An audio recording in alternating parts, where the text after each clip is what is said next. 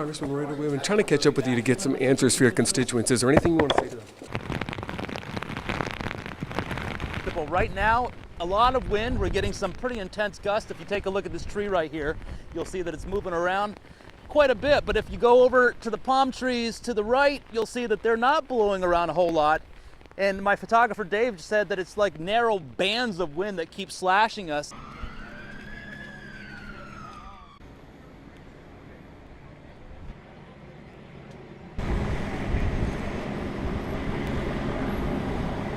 This hazardous weather outlook is for west central and southwest Florida. Normally that's all grass. It's all underwater now. And about a quarter-mile of Beach Road in Cicero is flooded, and it spans from the marina to Park Row. And this is probably the hardest area hit by all the floodwaters that we've been getting in the last couple of days.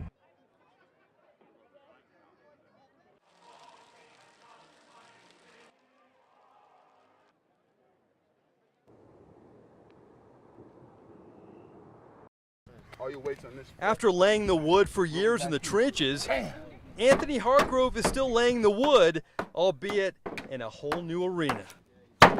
Yeah, these days Hargrove works 40 hours a week building docks and boat lifts in the hot Florida sun. How is this different than your football life? Oh, this is way different. I mean, first of all, I'm not in a helmet. I'm not hitting a football. I'm not hitting anybody. I'm using a lot more math equations out here, a lot more electricity, and I probably can kill myself a whole lot easier out here than I can on the field. What to do? I've always been a fan of working on cars, working with my hands, with tools, and so this job right here has given me an opportunity to advance that career. So former St. Anthony Hargrove is hammering away in his post-football life, but if you think this is all he does all day, well, think again. Hargrove still has one foot here on the football field. He's playing in the Adult Amateur League in his hometown of Port Charlotte, Florida for the Florida Veterans. But you see, Hargrove isn't playing on the D-line. He's going back to his high school roots, where it's Anthony Hargrove, the quarterback. All right, my friend, you're the quarterback going back to your glory days. How is the arm? The arm is good. The arm is strong. I mean, 270 pounds, I still can rocket that thing. Accuracy's got to get back a little bit, but I think if you guys get some film now, you'll see me pretty good. A position change isn't the only change for Anthony. He's 30 pounds lighter from his playing weight and is glad to have the weight of Bounty Gate behind him, a controversy which cost him a year of football and so much more. If that hadn't happened, would you still be playing football now? I'd like to say, yeah. I think I would definitely be playing football right now. I think I was finally getting at the point where I was being able to put all that stuff in my past behind me, and I was on the point where I was going to move forward in my life. And but how my life works out, Bounty Gate happened to show up at my front door. What opportunities would you have had if you weren't on the suspension status at the early portion of that season? Well, early in that free agency, I mean, we did gain. I was in talks with the New York Jets. I really can't say what that would have been, but they did call me when free agency started. And I mean, who knows where that would have went without Bounty Gate. We all know that I was in Green Bay for that period of time. I really didn't get much of an opportunity to compete for a job there with the lingering suspensions over my head. And while I was suspended, the Miami Dolphins called wanting to give me a shot, but with a suspension lingering over your head, nobody knew how long I was going to be gone. Drew Brees had a tweet when your suspensions were vacated saying congratulations to our players for having the suspensions vacated. Unfortunately, there are some things that can never be taken back. Does that hit home with you? Yeah, it does. I mean, in multiple ways. I mean, when I hear players vacated, or vindicated, it really doesn't speak to me because I wasn't. Anthony missed opportunities to play during the 2012 season, but looked to rebound with the Cowboys last year, only to be cut before the season started. There were reports when you were let go in Dallas, it was because you were out of shape. Clarify that for me. Listen, I was in rehab for 13 months, and I came and ran 6 300-yard shuttles in under a minute. So if you're telling me a guy is out of shape, I mean, I've always been in shape. I stay in shape. I mean, you'll see me out here now running around here with the guys all day. I think there was a little bit more to just me being in shape. There you go. You're alive. You're alive. Football is now over for Anthony, but at the age of 30, what is that, an Olay? He realizes his life is just beginning. His big goal is to pay it forward by getting future players ready for the next level. You see, Hargrove is hopeful one day he will own his own performance training center. It's been a big part of my life ever since changing my life in 2008, 2009, and really wanted to give back to the community. I wanted to be not a person just out here just kind of just dust in the wind. You're 30 years old. You lost both your parents before you were 10. You battled drug and alcohol addictions. You've been through a lot as a professional. How has this made you stronger? Man, so I can't even really sum that in just a few words. You know what? It's made me eliminate the word can't out my vocabulary. I truly believe there's nothing I can't do. I believe I can do all things in Christ that gives me strength. And that's my motto every day. Going through trials and tribulations year after year after year after year only makes you stronger. Once a saint, but forever it seems a survivor. Football was a big chapter in his life, but now Anthony Hargrove is laying the wood for his sequel. In Port Charlotte, Florida, Mike Neighbors for CST Tonight. It needs work, but we're trying.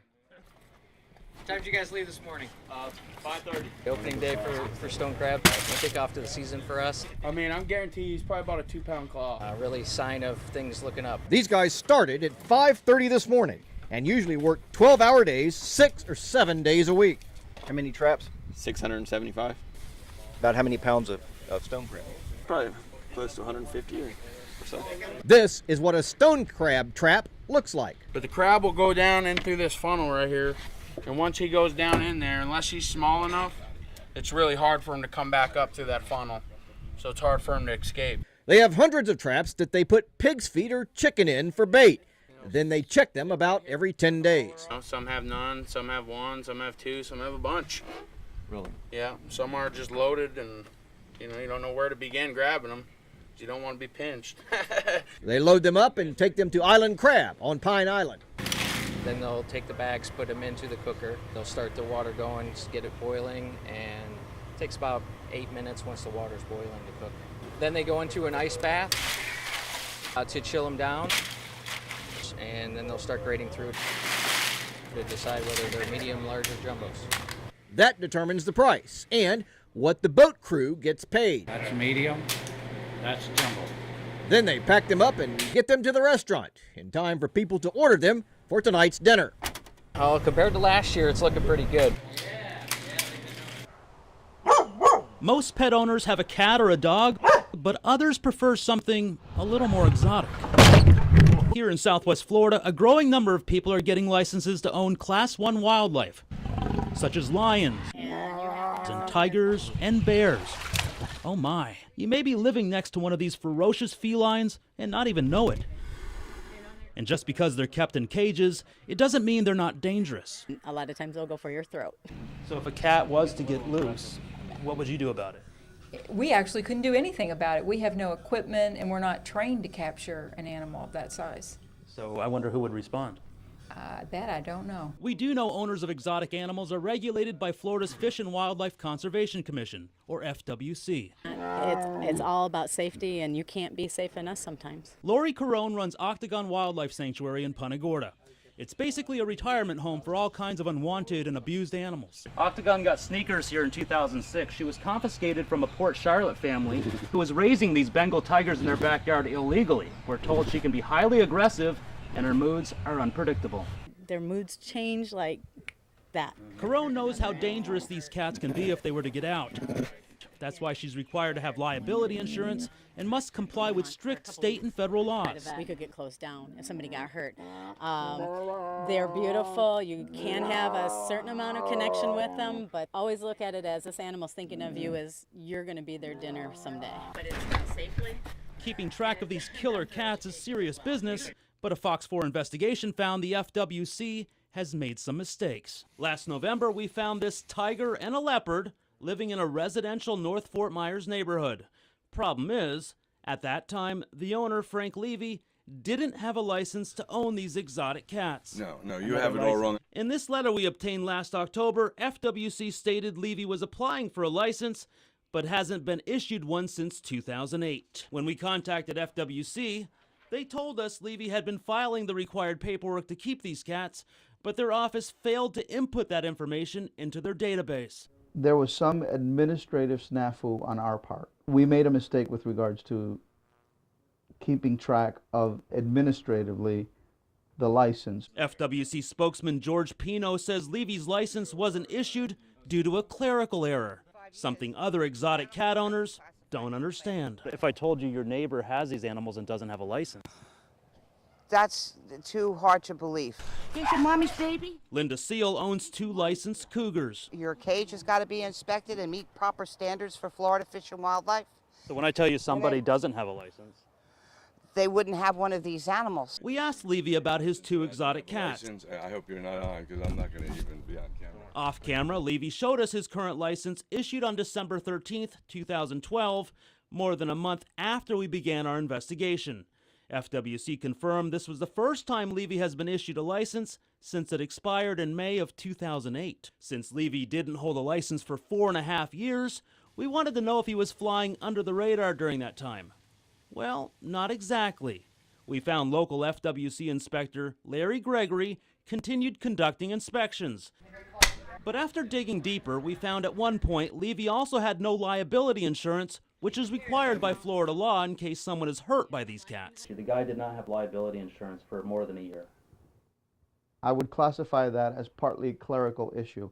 The facility itself was safe. FWC's records show Levy's insurance bond expired on August 13th, 2011. 2 weeks later, Officer Gregory inspected Levy's facility and even noted he had no license. Gregory said he would re-inspect within 30 days, but he never did. The next month, Levy applied for a license, but in December, FWC denied his application because he still had no insurance. Levy eventually got the insurance in October of 2012. For more than a year, he did not have liability insurance. You guys knew he did not have liability insurance.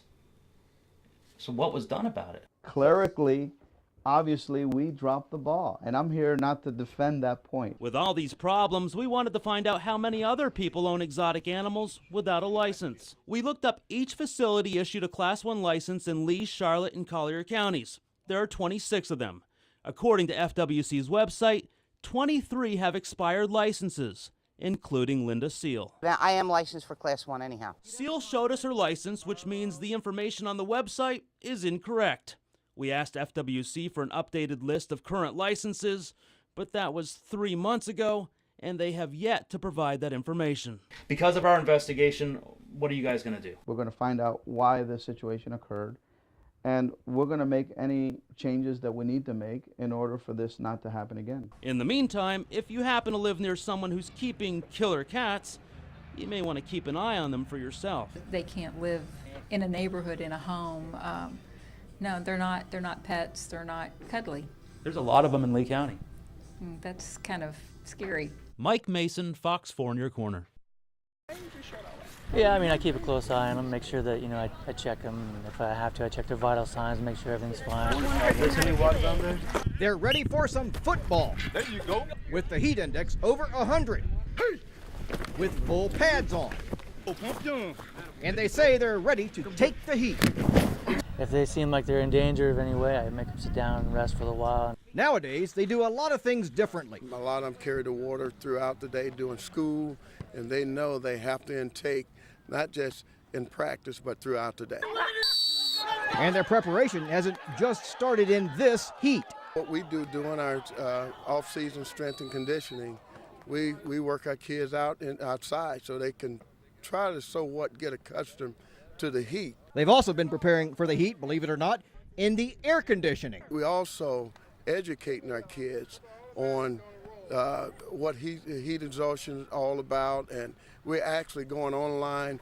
Each one of our football players will have to engage in taking a course and trying to educate them more.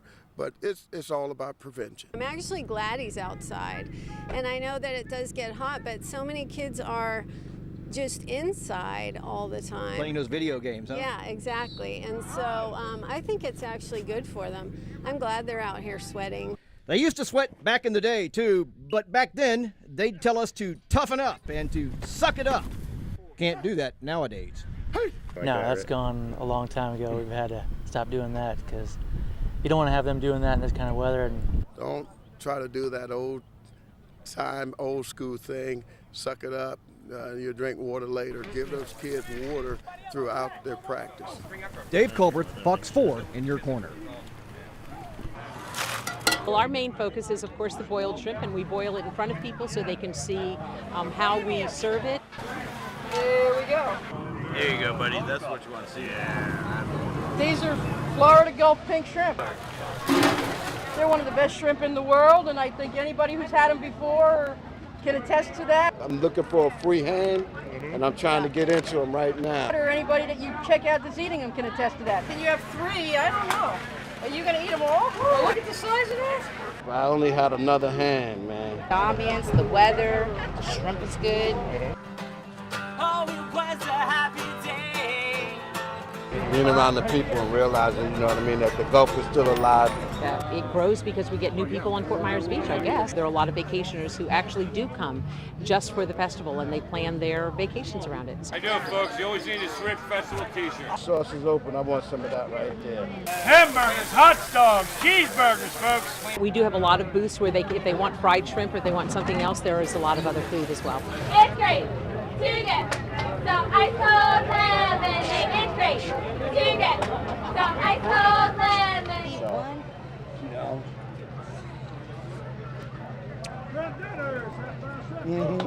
I might have to get some more.